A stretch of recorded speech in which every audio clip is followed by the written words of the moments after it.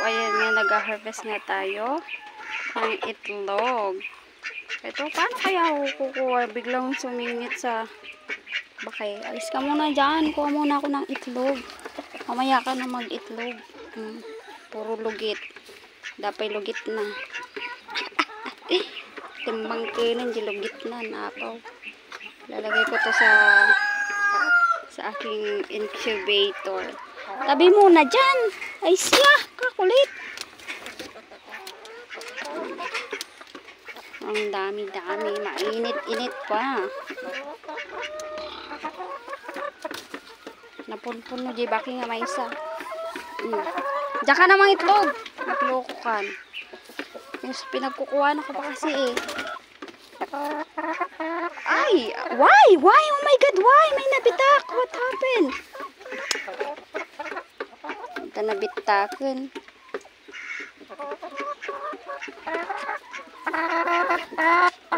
May nagloko kayo. Tukan yun sa maigit itlog yun. Napingin na nabitakin. Napagpagkitan. Kinaadunan na puno.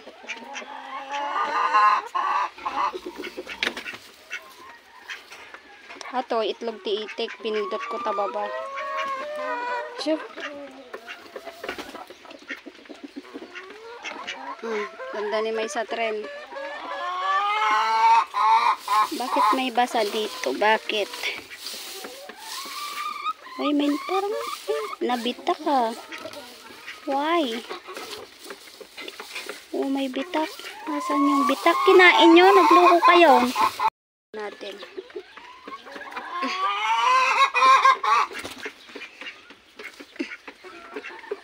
Alis kayo dyan. Baka pakain nyo pa.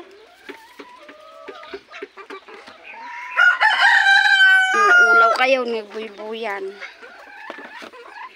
Medyo marami-rami tayong mga harvest today. Itlog na napunpun, no? Tilugit.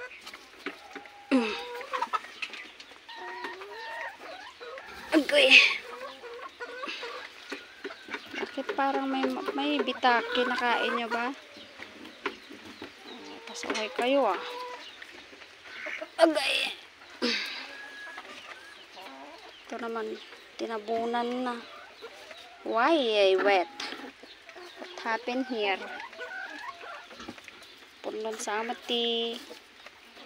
Lugit. Yeah. Abas-basa. Hindi mo nagtudtud.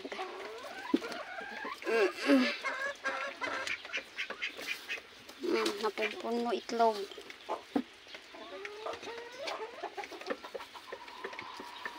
Ay, nagloko kayo. May tinuka na naman kayo. Punta nga tayo dun sa kabila kasi may itlog na yung aking Brahma. Sasama ko na.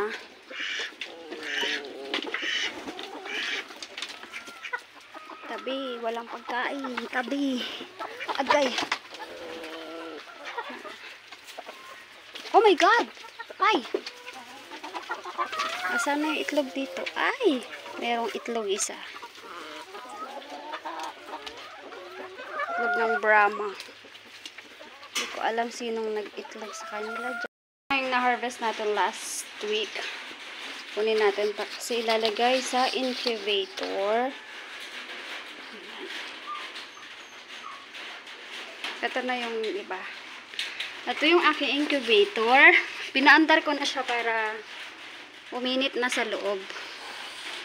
So marami-rami tayong ilalagay na itlog today. Yan ang mga itlog na ilalagay natin. So, ayan, samahan nyo akong maglagay ng itlog dito sa aking incubator. Ang watch ng ilaw na to ay 50-50. So, dalawang ilaw yan. So, bari 100 watch. Naglagay na rin ako ng tubig doon sa taas para hindi siya sobrang mag-init. So, ito yung na-harvest ko last week. So, ito yung una natin inalagay. Here.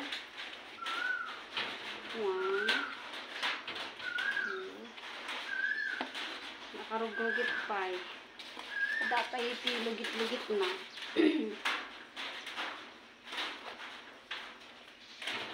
Yes. After 10 days, magkakadling ako. Ikakadling ko to para makita natin yung fertile na itlog. Yung pwede siyang mapisa. Ganyan. Kasi hindi naman 100% mapipisa ito lahat. So, sana nga mapisa lahat. Pero may mga hindi talaga fertile na itlog. Ganyan. Ilagyan din natin ng date. Today is March 8. Kakabling natin sa March 12.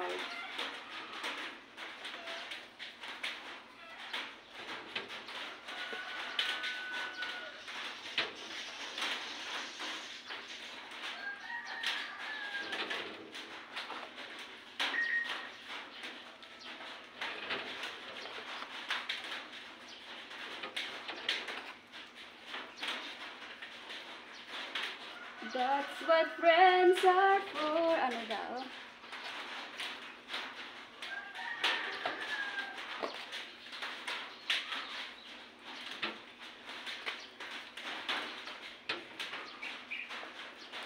And ito yung na-harvest natin today.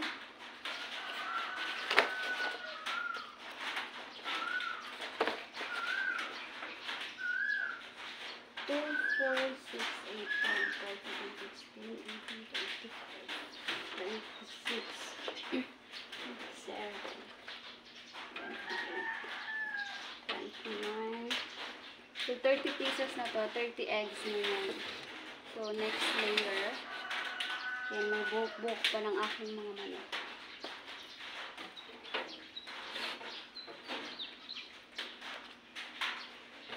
So,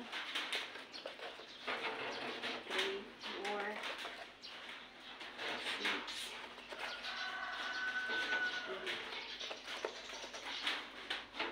8, 10, 12, 14, 15,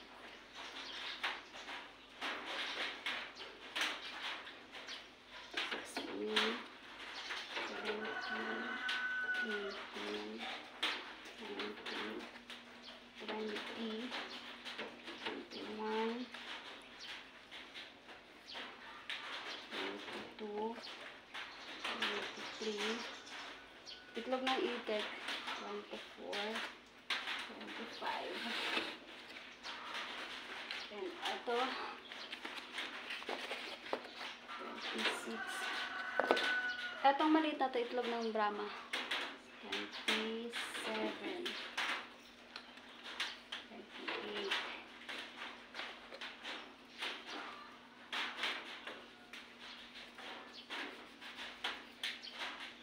9,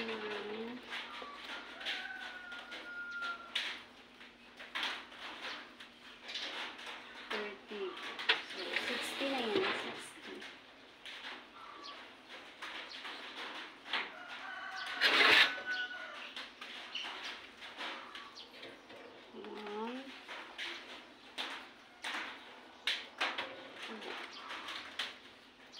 Atong incubator, kailangan, manual kasi ito, hindi kasi siya automatic. So, kailangan natin every morning and in the evening, ano natin, ibaliktad natin yung itlog. Para hindi yung iisang side yung naiinitan. Kailangan, pantay. So, pagka mamayang hapon, anuhin natin, ibabaliktad natin yung itlog. Marumi itong nahuli kasi medyo basa kasi may tinuka silang itlog. So, ayan na nga ang ating itlog na nailagay ay 72 pieces na itlog mga ka-farmers. So, yan muna ang ating for today's video. Maraming salamat. Bye everyone and God bless. Thanks for watching!